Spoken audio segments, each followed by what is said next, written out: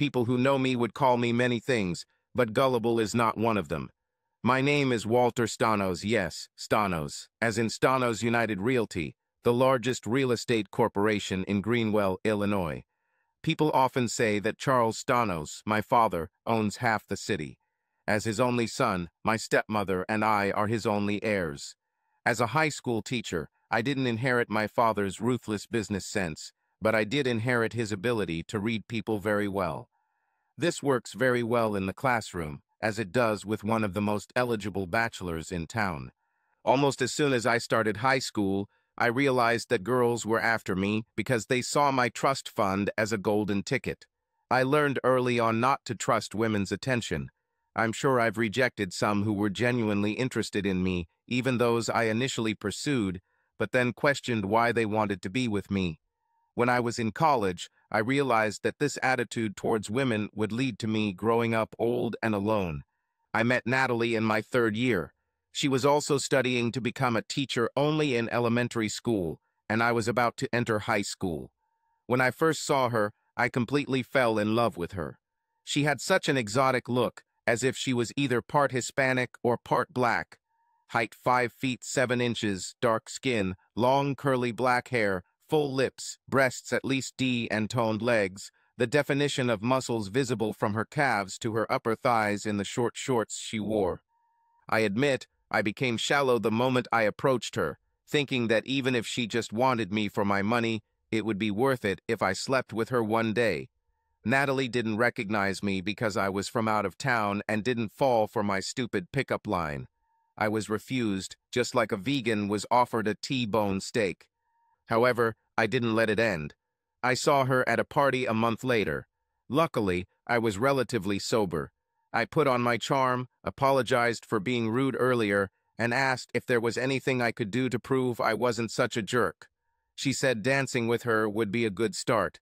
It was just one dance, and I didn't try anything other than asking for her number after. She refused, but said to say hi if I saw her around. A week later, I spotted her in the cafeteria and insisted on buying her lunch. Our conversation was going so well that we both skipped the next class. That's when we learned that we both wanted to be teachers, and we had many other similar interests, such as outdoor activities and camping. I also found Natalie to be one of the nicest people I have ever met. I think it was there, over a cold burrito, that my passion began to turn into love. I finally got her number, and we had our first date that evening. She apologized for not being ready to invite me, but I was absolutely delighted. A month later, we were already discussing the possibility of living together. My father, of course, was skeptical when I told him that Natalie was the one and that I was going to propose. My mother died when I was 10. Dad already had wife number 2, who divorced him after I went to college. However, my dad kept the engagement ring he gave my mom and promised her that I could have it when I was ready. After 9 months of dating, Natalie finally met my father and was shocked to learn that I had enough money in my trust fund to retire. Although I allowed my dad to pay for my education, I worked part-time to support myself. Despite my upbringing, I preferred the simple life. Perhaps that's why I love hiking so much. Dad, of course, very quickly warmed to Natalie. I didn't like that he was ogling my girlfriend, but I liked that he took the time to really talk to her and see what I saw in my potential wife. Before we left, he spoke to me privately and gave me his blessing, but insisted that his lawyer draw up a prenuptial agreement. Money wasn't a big issue for either of us, so I didn't want to push the issue. A month later, on Valentine's Day, I proposed over dinner. Natalie squealed, she was so excited, and cried as she put the ring on. We spent the entire morning cuddled in bed, naked, completely content. When my father raised the issue of a prenuptial agreement during wedding plans with Natalie's parents, her father flew into a rage. I really thought the two fathers-in-law would start throwing punches. In fact, I didn't hear from Natalie for 3 days after that. She ignored all my calls and messages, making me think that the wedding was canceled. When Natalie finally contacted me, she asked if I thought she wanted my money. I told her that of course not. Natalie then said that she agreed to sign the agreement. The wedding went off without problems, and the feud seemed to subside due to the agreement. However, my father getting drunk and flirting too much with Natalie's mother, who reminded me of Hal Berry in appearance, did cause some controversy. Natalie was disappointed that her best friend Travis, whom she hadn't seen since we started dating, couldn't make it. Apparently, he was doing relief work in Africa and was unable to leave. He sent a birthday card with a photo of him on an elephant, which Natalie kept next to her bed. After that, things settled into a routine. We both graduated, got teaching jobs in the same area of town, and bought a house with money from my trust fund. It was planned that Natalia would work for a year, and then we would start a family. Things got hectic as the year progressed as we were both teaching, but we always found time to date, and Natalie was willing to start fooling around anywhere. We never did anything too outrageous as teachers. We weren't about to risk our careers over some public scandal. Natalie was the love and passion of my life. Since we both had the summer off, I was expecting a real sex fest while we worked on getting pregnant.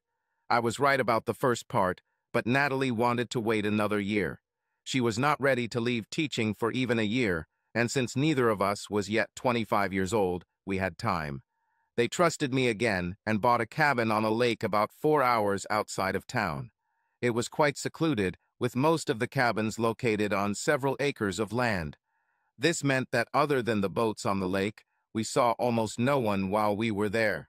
There was a public picnic area and restroom shower area, but the only person we encountered, there was a park employee restocking the toilet paper. That first summer, we spent 2 weeks camping, then 2 weeks at home, and so on throughout the summer season. We discussed going somewhere else, but decided that just being in nature and having sex outdoors frequently was enough for us. The next school year went even better than the first. As before, it was hard work, but we both really loved what we did. I've heard that if you put a marble in a jar every time you have sex in the first year of marriage, and then take one out every time you have sex after, the jar will never be empty. This definitely didn't happen for us. Our libidos were still high. I thought that I was the happiest person in the world. Just before the end of the school year, I was stunned when Natalie traded in her car for a van. Carrying camping gear around in one of our tiny sedans was getting really cramped, but I expected we would upgrade our vehicle to an SUV or pickup truck. The fact that Natalie did this without consulting me was surprising and made me a little angry. However, I quickly calmed down when she seduced me in the back of the van and told me as she drove me backwards that it was the perfect family car. As we hugged in the back seat, she confirmed that she would stop taking birth control pills at the end of the summer and would aim to finish the next school year and begin her maternity leave next summer. This time, I think I screamed with joy and began to love that damn van, which I ended up driving all the time because of what it symbolized in that moment. My first trip to the cabin made me really appreciate our new van. We could easily take everything we wanted for the entire summer without feeling claustrophobic. A week before our second trip, Natalie was more excited than ever. Her friend Travis was back in the country for a short time, and she invited him and her friend Rochelle to join us at the lake for a couple of weeks. Although our cabin had a master bedroom with a queen bed and 2 other bedrooms, I was a little disappointed that I wouldn't be able to have some alone time with my wife. I also thought it would be better for them to make up for lost time in the city. And why was Rochelle needed? She was Natalie's friend from college, but not one of her closest friends. We usually spent time with couples similar to us, although we were the only ones without children, while Rochelle was a little younger and never seemed to have a boyfriend for more than a month. Natalie said she wanted someone else there so there wouldn't be a third wheel. It seemed logical to me. A single, attractive woman for her single, attractive friend. I still didn't want to waste our alone time at the lake, but I figured it was only for 2 weeks, and I was being selfish considering how long they hadn't seen each other. Rochelle worked as a receptionist, so she was working on Friday when we were getting ready to leave. Her work was located in the city center, which was close to the airport. The plan was that Rochelle would go straight to the airport with her things after work. Travis' plane will arrive around 4, so he'll be through customs by 5. We'll drive there around 5:30, pick them both up, buy some takeout, and drive 4 hours to the cabin. I'd seen that photo of Travis on our bedside table for years, but that didn't prepare me for seeing him in person. I'm 5 feet 11 inches tall, weighing about 160 pounds, mostly lean muscle from an active lifestyle. Travis looked like an action hero. Blonde hair, blue eyes, at least 6.5 feet tall with bulging biceps and shoulders. He looked like he could pick me up like a doll and throw me around. Rochelle, a tall, slender brunette with short hair, looked at him with admiration as we pulled up. I admit, with both girls in sexy summer dresses, I felt like the ugly duckling in this company. Travis, Natalie squealed, running to hug her friend, who lifted her off the ground.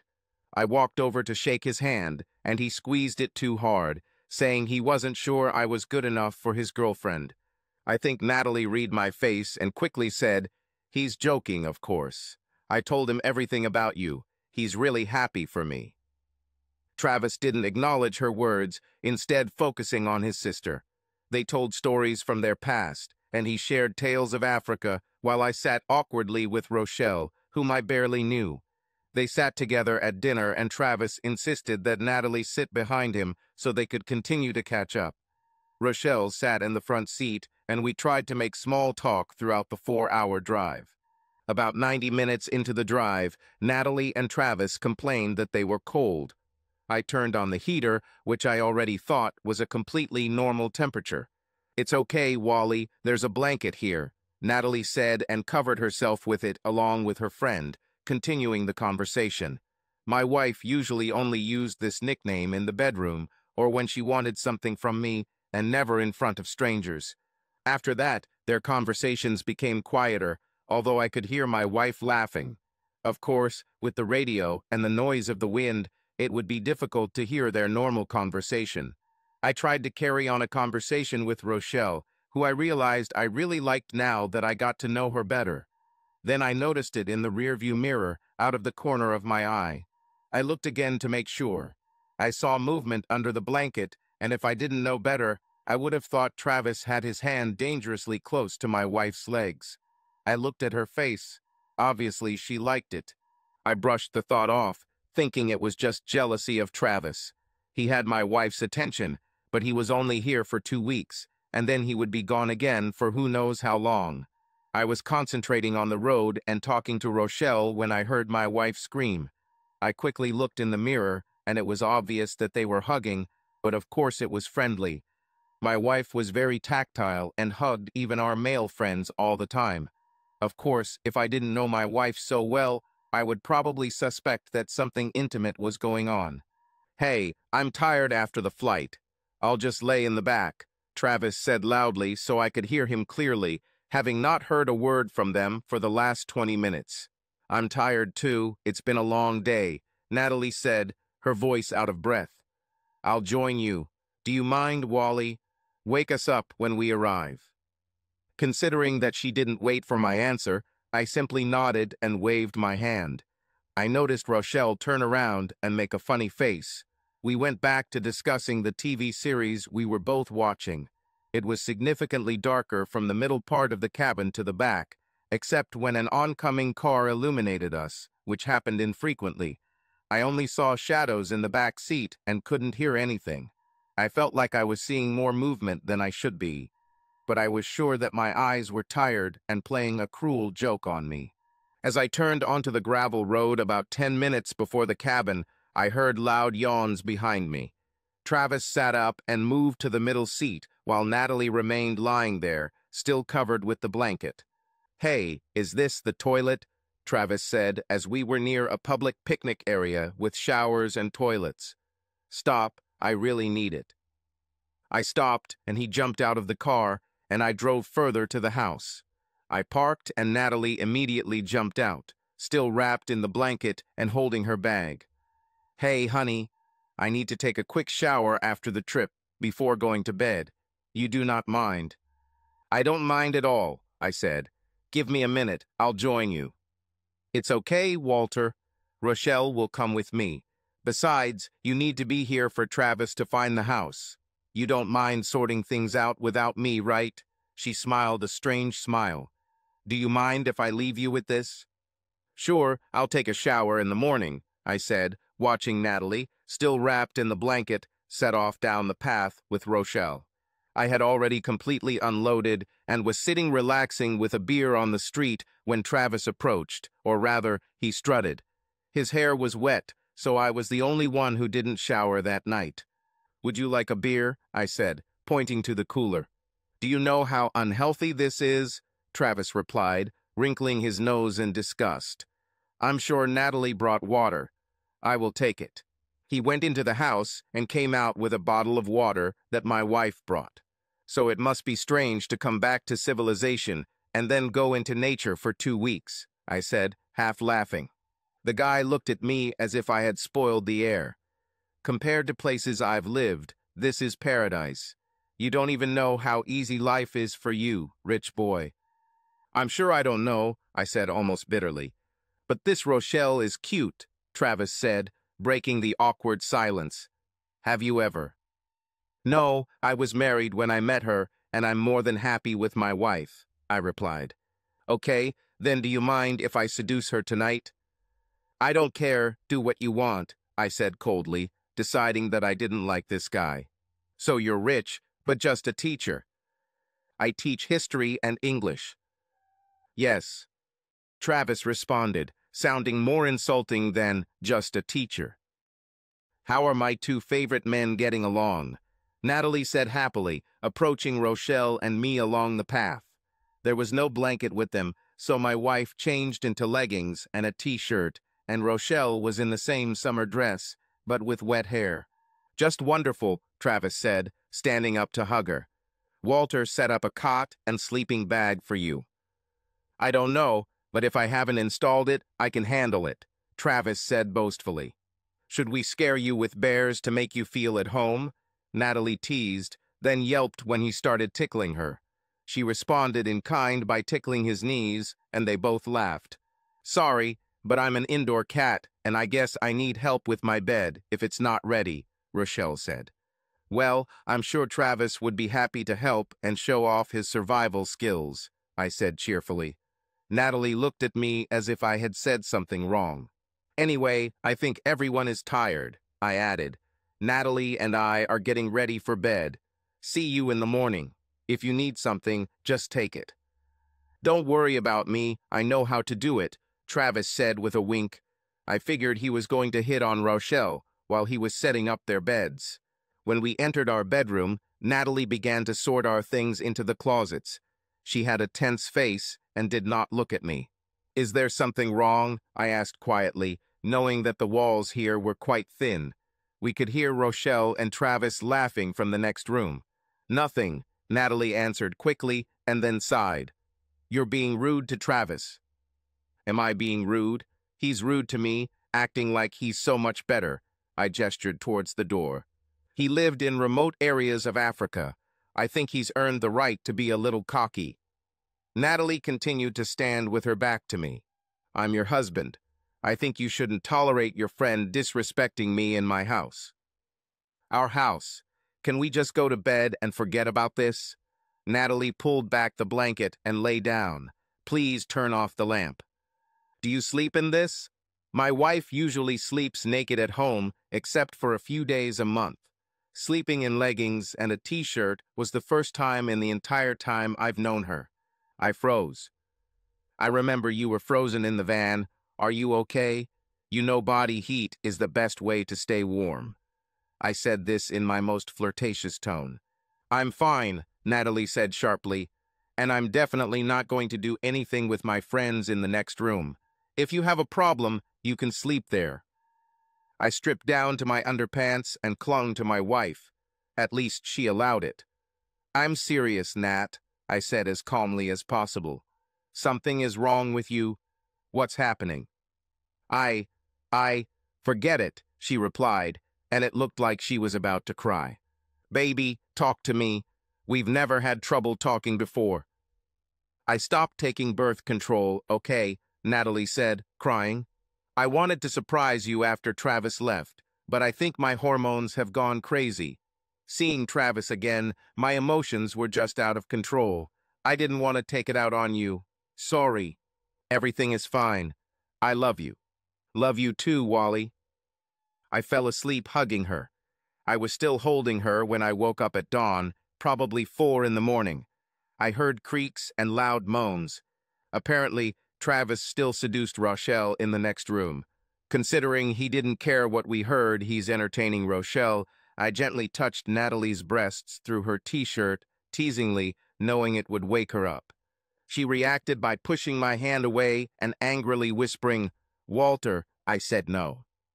"SHH," I said as I started kissing her neck. I moved my hand to the front of her belt. "Damn," I said no, Natalie hissed, pushing my hand away and moving away from me on the bed. I got up around the same time as Travis and Rochelle, who had apparently spent the night in the same room. The smell of sex was still in the air when they went to freshen up. I had no intention of being in the man's shower with Travis, so I enjoyed a cup of coffee. As soon as he returned, I went to shower and met Rochelle on the path, who blushed when she saw me. I figured she was embarrassed because she knew I heard her and Travis. When I returned to the cabin, feeling clean and refreshed, Natalie had just woken up. It seemed like 3 people were arguing as soon as she woke up, and I interrupted them when I entered. "To hell with it, I can't handle this right now." "I'll go for a walk," Natalie said, looking at me angrily as she passed by. "Darling?" I said, holding out my hand, not knowing what had upset her so much. "Not now, Walter," Natalie replied sharply and slammed the door, leaving the house. Travis and Rochelle looked at me as if they were equally surprised by my wife's outburst. "I better go get her," I said, and Rochelle nodded. "No, it's my fault," Travis said. "I'll go talk to her. Give us some time, okay?" He left, and I went to pour myself another cup of coffee. Rochelle had a very strange expression on her face. She shook her head. "What?" I asked. "That really wasn't a good idea," she said quietly. "Why?" I asked, looking into her face. I think I saw guilt and nervousness. At this point, things started to become clearer, at least to the point that something was wrong. I guessed that Natalie would not take the public path, most likely the forest path where we often walked, or had picnics that sometimes ended in outdoor sex. As I approached the picnic area, which was overgrown after years of neglect, but still had a table, I heard voices. I approached very carefully so as not to be noticed. I heard them before I saw them. I didn't believe what I heard. When I saw them through the trees, everything turned upside down in my soul. My beautiful wife had sex with her friend. I wondered for a moment whether I should step in and fight for my wife. Physically, I knew I wasn't Travis' equal, and considering she was letting him tell me, there was no point. I decided I couldn't stay married to Natalie after this. I recorded about 10 seconds of video on my phone, then turned and headed back to the cabin. I think the look on my face told Rochelle what I saw. Without saying a word, I went into the master bedroom and started packing all of our things, including my wife's things. "I just found out about it last night when we were in the shower," Rochelle said. "I'm sorry, she made me promise not to tell you. She said it would only be for the weekend, and then everything would go back to normal. Natalie said she would explain and make sure you were okay with it." I finished packing and dragged my bag to the van, Rochelle following behind me. "She loves you. She told me that you were the father type and—" I stopped and looked at her. "Do you want to stay, or are you going to pack your things too?" "Please, she loves you. I know he loves it. Natalie really hoped you would be okay with this." Rochelle stammered and walked back into the house. I followed her as she quickly gathered her things. How the hell could she expect me to be okay with her sleeping with another man, especially someone who disrespects me? Rochelle picked up her bag, smiled apologetically, and shrugged. I rolled my eyes. I walked into Travis's room and grabbed his suitcase, which he hadn't even had time to unpack, except for a used condom on the floor. Apparently, Rochelle made sure he used protection. When I threw his bag into the van and Rochelle put hers in, everything fell into place. Natalie got angry this morning because she was jealous that Travis spent the night with Rochelle. Rochelle was there for me, not him, and it hurt Natalie that Travis seduced her friend. This fact showed me clearly where I stand in the eyes of my wife. She was ready to share me, but not to share her friend. Our phones lay on the counter, charging. I took Natalie's phone and mine and debated whether to leave right now. Walter, please. She messed up, but she loves you. It was just a fling. Don't leave her because of this. You mean the world to her, Rochelle insisted. So, let's check it out. Let him prove that he chooses me and not him, I said. If she chooses me, I'll give her a chance, with counseling or whatever. But if she chooses him, I don't want anything to do with her anymore. I told Rochelle my plan, including what I was going to do if she chose Travis. Honestly, even if Natalie chose me, I wasn't planning on working on the relationship, but I wasn't going to tell her friend that. Rochelle was silent and then said, "Okay, I agree with your plan. If she chooses him, honestly, I wouldn't want to be her friend anymore, so it doesn't matter. But I repeat, she loves you, and no chance that she will not choose you." I cut the thigh with a small kitchen knife. It was a barely noticeable scratch, but deep enough to draw blood. Rochelle took a towel and added some raw steak blood to make the stain bigger. I wish she had thought of that before I actually hurt myself. She held the towel against my thigh as we waited for the lovers to return. As soon as we saw them coming, I started screaming. "What's happening?" Natalie said, looking really flushed and guilty. I didn't see any alarm on her face, although perhaps I saw what I expected to see. "It's nothing. Your friend is just overacting," I said, barely containing the pain. "This is no small thing. You need stitches," Rochelle said sternly. She looked at my wife.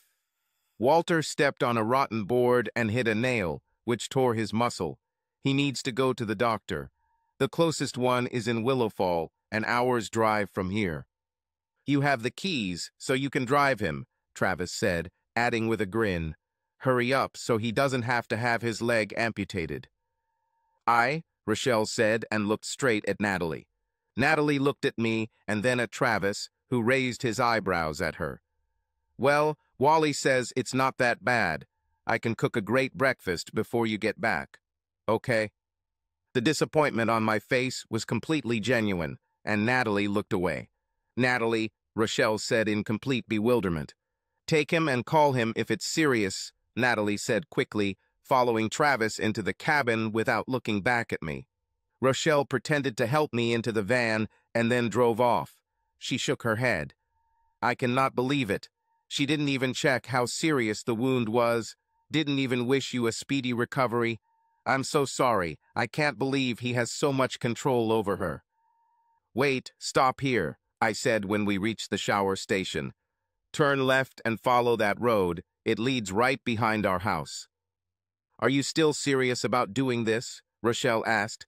"Revenge time for the lover boy," I chuckled. We parked around the bend and approached the house quietly. Rochelle and I approached cautiously. As I expected, we already heard groans and sighs. From the sounds of the bed creaking, they were in the master bedroom, just as I thought. To be sure, I opened all 3 bedroom windows before reenacting the injury. There was a long shovel against the back wall, which I carefully took along with the axe. When I returned from the forest after catching the lovers cheating, I noticed a nest of wasps in a tree. Rochelle remained at the back wall of the house, holding Natalie's unlocked phone. With one movement, I knocked down the nest with an axe so that it fell onto the shovel. As the angry insects began to circle, I turned around and, like a lacrosse player, threw the nest through the open window onto the bed. Some kind of miracle, I only got 1 bite on my arm. Judging by the screams, Travis and Natalie weren't so lucky. I heard their screams, then the sound of the house door opening, more screams and splashing when they jumped into the lake. I slowly walked towards the van, expecting Rochelle to quickly take a video and run back to the car. Considering how long she was taking, I was worried that she had changed her mind or that Travis had done something to her. "Rochelle, you're a fucking bitch. Is this what you're doing?" I heard Natalie scream. "I will kill you both. Do you even know who you contacted?" Travis growled angrily. At that moment, I saw Rochelle rushing towards the van, laughing. She had a pile of clothes in her hands.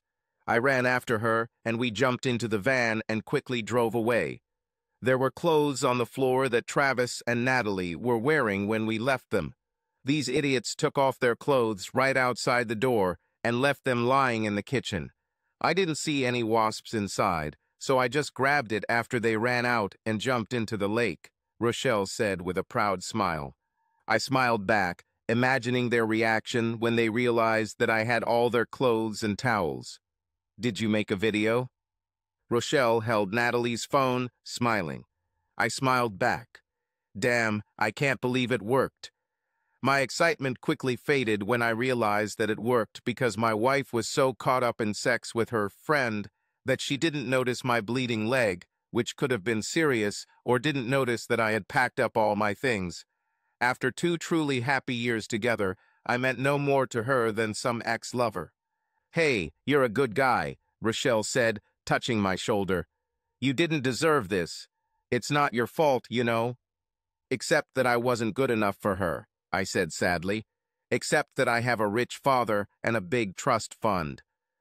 Listen, Walter, Nat and I weren't as close as we used to be, Rochelle began. But we were close when you first started dating.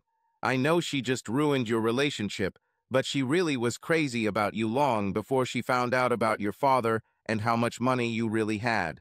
She was talking about this cute guy who was funny and very nice, and I never heard her complain about sex with you, and she was the type to complain.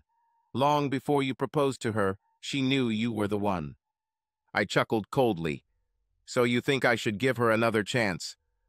Just knowing that your wife is a good friend of mine, if I saw you with a towel full of blood, I would want to go with you to make sure you were okay, Rochelle said and shook her head. When you suggested this, I thought, how stupid. Of course, she will go with her husband for treatment.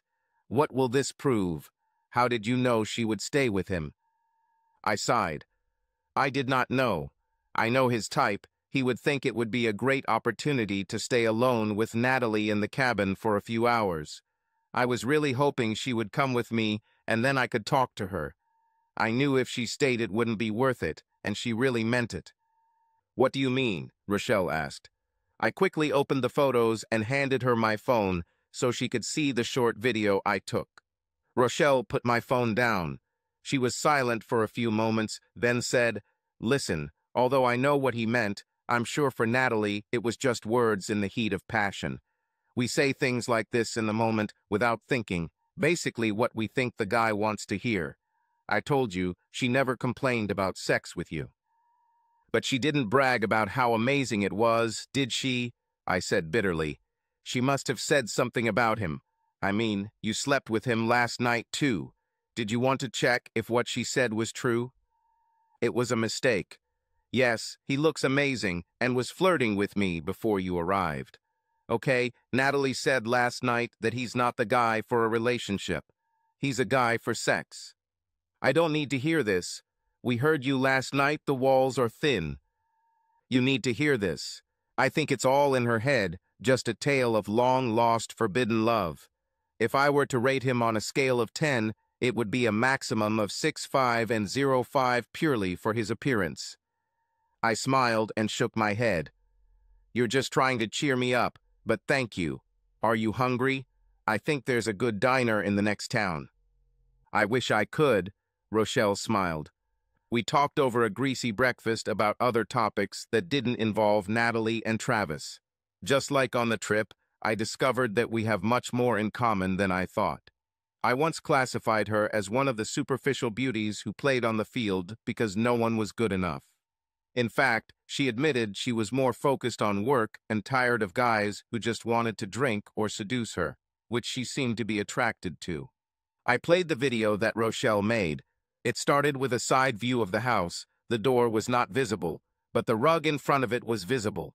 You could hear screams and the sound of bare feet running across the wooden floor. The door suddenly burst open and Natalie jumped out first, completely naked, screaming and waving her arms as several wasps circled around her. Travis came out next, also naked and semi-erect, pushing her to the side, almost throwing her down the stairs, also waving his arms at the angry insects. Both ran to the pier and almost simultaneously jumped into the lake. Rochelle can be heard laughing as 2 heads emerge from under the water, and looked directly at her. Their faces changed from fear to anger. Natalie glared at Rochelle, screaming, "Rochelle, you're a fucking bitch. Is this what you're doing?" And the video stopped. "Pretty good photography skills, huh?" Rochelle said, looking over my shoulder with a grin. "I'm guessing you have a devilish reason why you wanted me to use her phone and not mine." "Not diabolical, just a little fairness," I replied with a grin. I opened Snapchat, edited the video, added the caption at the bottom, "Swimming naked with my lover while my husband is not around," and posted it. I'm sure some of her family, friends, and colleagues will see this before it is deleted. This should be enough to get her fired from her job. I'll leave the real incriminating video for my divorce lawyer. Thank God I have a reinforced concrete marriage contract. We continued on our way, and 20 minutes later, Natalie's phone lit up with messages. I turned it off and continued getting to know Rochelle. We had been driving almost 20 minutes into town when Rochelle suddenly went silent. I turned around, and there was a strange look on her face. Something was probably bothering her. I thought it was guilt for helping ruin her friend's career and possibly her personal life. I decided not to ask. "Walter, I lied a little," Rochelle said. "Fine." I got a little tense. Was she in cahoots with Natalie from the start and just pretending? My trust in women was pretty low at that point. "I know you understood from my hint that when Natalie confessed what was going on between her and Travis in the shower, the reason for my presence was to seduce you. She wanted me to do this, and then she would forgive you, but only if she could have fun with Travis." I nodded. Yes, I understood that she expected us to get together while she was with him. I just didn't understand the part about seduction. It wouldn't have worked then. "Yes, I told her that, but she said it would work, and that Travis would help by getting you very drunk that day. When he came into my room and started kissing me, Walter, I hoped that if I gave in, he would forget about Natalie and stay with me. That's why I didn't mind when he insisted on going to his room next to yours so you both could hear. This way your marriage would not be in jeopardy. If the van was the only case, even if you found out about it, I'm sure you would forgive her." In the morning, Natalie yelled at me that I ruined everything, and that you wouldn't want me after hearing how Travis entertained me all night. "Why are you telling me this?" I felt a little bad about what she said. "Listen, a guy like Travis goes for quantity over quality. Even if there were 2 other women there, he would try to seduce them all and still go after Natalie. Guys like that only feel good when they do stuff like that. I'm telling you I lied. You really like me, especially after I got to know you better. Honestly, the only reason I was with Travis for you to hear was because I didn't want your marriage to end, but after what she did, she doesn't deserve a second chance. But you deserve it," Rochelle said. "What do you mean?" "I mean, if both were available, I would choose you over Travis without question. Now that you are going to be free, I want to go to your home. I want to have sex with you if you're interested." My eyes widened. I turned around, and she kissed me on the lips, Van a little skidded. I think I had the biggest smile on my face in days. I smiled. "Yes, I'm interested." 2 days later, I was sitting in the kitchen, drinking coffee and reading a fishing magazine, when there was a sharp knock on the door. I opened it, and Natalie angrily walked inside wearing hideous purple sweatpants and a tacky lake camping t-shirt. "Where's my phone, Walter?" she said angrily. I pointed to the living room where all her things were packed and waiting for her. I noticed that there were painful red marks from wasp stings on her arms, face, and neck. There were also fresh hickey marks on the neck. "You had to pull this damn prank without waiting for me to explain," Natalie hissed. "Instead, you post this damn video with a baseless accusation that probably cost me my job. And you leave us without clothes, phones, and money. We had to walk a couple of miles, wrapped in sheets, to get to the phone. My mother was completely mad at me, so Travis' friend wired us money so we could move back to town. Unreasonable?" I said coldly and turned on the video of them having sex so that she could hear my words. Her face changed and I saw guilt, but there were no tears. "Wally, you don't understand. This was only supposed to happen once. Rochelle should have seduced you and everything would have been fair. How could you be so stupid? I told you I won't do this, said a female figure from another room. Natalie looked on in shock as Rochelle walked into the living room, wearing one of Natalie's robes and apparently nothing underneath. What is she doing here? Natalie said coldly. None of your business, I shouted. You lied and cheated on me. She didn't show me any respect as her husband, so we're breaking up. You signed a prenup, so you won't get anything for cheating, although I'll let you keep the van. After what you did to him, I don't want to see him again. Please, Wally. I made a mistake, but I love you. It only happened once, it won't happen again. Besides, you had fun too, right? Natalie started crying. I love you, not him, please. It's official, Rochelle said, crossing her arms. I just stayed to console a friend who is experiencing his wife's betrayal. Good luck proving something more. Unofficially, you claimed that Travis is a sex god, and that's why you needed to spend another weekend with him. Well, I was with both of them for 24 hours. Perhaps if you did the same, you would realize that Walter is twice the best lover. You're a bitch, Natalie stopped mid-sentence, her eyes widening. I noticed that Rochelle did the same, her mouth opening to scream. Before her scream could be heard, the wind was knocked out of me as I was roughly tackled from behind, falling to the floor with a crash. Travis, don't hurt him. Natalie screamed over Rochelle's scream as blows rained down on my back.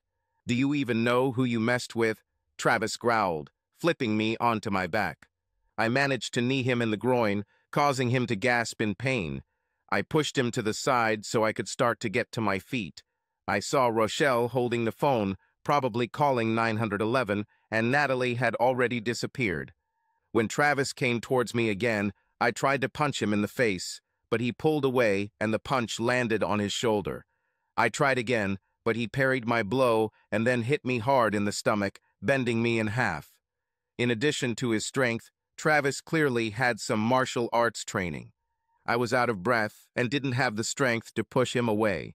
I started seeing spots in front of my eyes as I started to lose consciousness. Right before I blacked out, I heard a loud crack that sounded like a gunshot. The next 2 months passed in a blur. I regained consciousness in the ambulance taking me to the hospital with Rochelle holding my hand. Natalie grabbed the gun from our safe and shot Travis before he could strangle me. It hit him right in the head, so he died instantly. When I was questioned at the hospital, I was asked if Natalie could have been aiming at me, and I said I didn't know. Details of the infidelity, a video of them having sex, and my revenge video were handed over as evidence. Police arrested her for questioning, and she was eventually charged with attempted murder and manslaughter. There was enough evidence and motive that Natalie and Travis came to the house to kill me, and she killed him by accident. Natalie was left in custody because no one gave her money for bail. However, at her hearing, the prosecutor was convinced that she shot her lover to save me, and the charges were dropped. When she was released, the clerk from my lawyer's office handed her the divorce papers. She did not challenge the prenuptial agreement, which stated that if Natalie cheated, she was only entitled to the money and assets she brought into the marriage. She returned to her parents, where all her things had already been sent, including all our photographs, including the wedding ones. I didn't want to see them anymore. As soon as the divorce was finalized, Rochelle moved in with me. I've made it clear that I want an exclusive relationship, but I don't know how I feel about remarriage. Rochelle said it was just a legal formality, and living with me was all she wanted. After no contact with Natalie after the confrontation, 3 weeks after our divorce was final, her father called me and said Natalie wanted to talk in person. She chose my cabin as the location on Saturday, as the school year started again, at least for me, since no school district would hire her now. I agreed, although Rochelle was very worried that it was a ploy to get her claws into me or kill me. I told Rochelle that I would never betray her, and Natalie could easily kill me if she wanted to already. Eventually, Rochelle compromised, and I took her to a diner about an hour away from the cabin. When the conversation ended, I came to pick her up, and we left together. When I arrived, Natalie was sitting on the step, wearing old ripped jeans and a loose blue blouse that looked 2 sizes too big. I couldn't help but notice that she was driving an old hatchback and not a van. Her face had filled out a little, and her hair was now cut very short, almost like a buzz cut. And yet I thought she was beautiful. "A little out of the way to do that, don't you think?" I said. I wanted to make sure the place was far enough away that we would both want to end the conversation. Natalie said. I pointed to her head. "I like new clothes, completely different from what you wore before." It was actually a necessity. "Let's just say the incident happened while I was in custody awaiting a hearing," Natalie said flatly. "Look, since you have a lot of time to think about everything, I don't blame you for your reaction, not even the wasps." Natalie smiled forcedly. "Now I know that I hurt you more than you hurt me. That's why it was so important to talk about it." I turned around and looked at her car. "This is also new."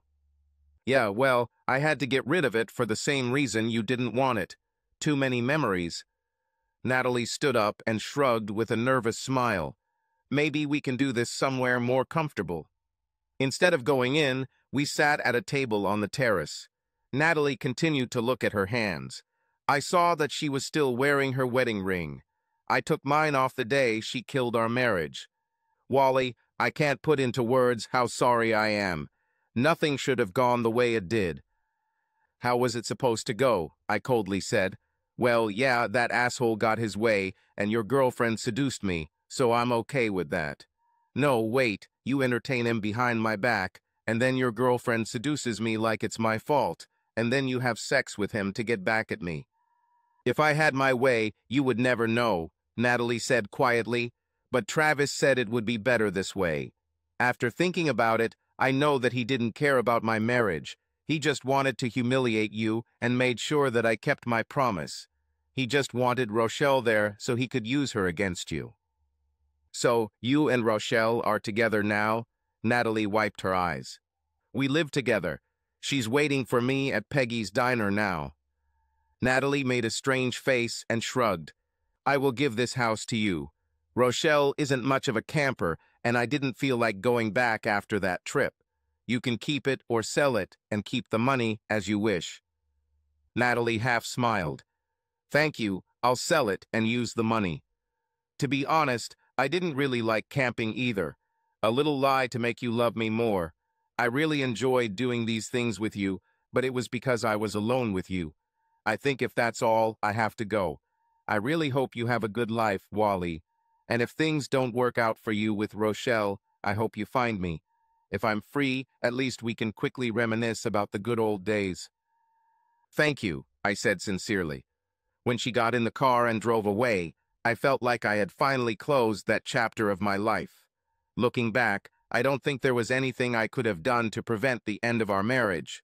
Travis manipulated Natalie too much. It would have happened one way or another. I began a new phase of my life. I found a life with Rochelle, who knew how to make me feel completely loved without physical intimacy.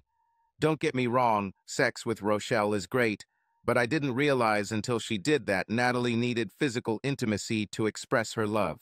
As I moved on with my life, I really hoped that she could do the same. Subscribe to our channel so that your love doesn't cheat on you, and go ahead and listen to the next story, because this story is nothing compared to the next one. If you're under 18, don't even think click to the next one.